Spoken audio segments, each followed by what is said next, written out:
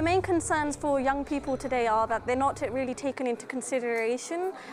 by policymakers when they're actually enacting policy and deciding what to put on the agenda. And I really believe that young people's views need to be considered and included when setting up policies that are designed for them. I also believe that culture plays a huge role in young people's mental health, but it's quite often neglected and overlooked. And policymakers tend to make a one-size-fits-all policy, and that's what they kind of tend to use, and we'd like to steer away from that and have them consider culture when they're making their policies.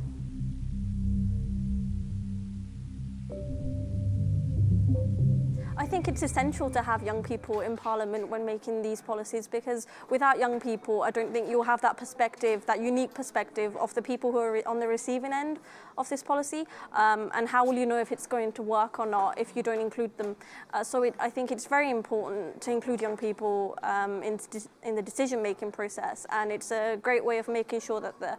pathways that you create are, and the best guideline, the best practice guidelines that you create are going to be effective, and they're not going to need to be reviewed every year and said, well, this didn't work, why didn't it work, and not really having an idea of why things didn't work.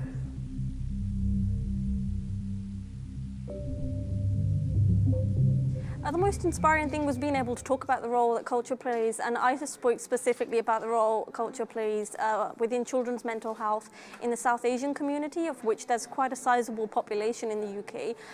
It was quite inspiring being able to see politicians and policymakers from across Europe listen to what I was saying and kind of take action.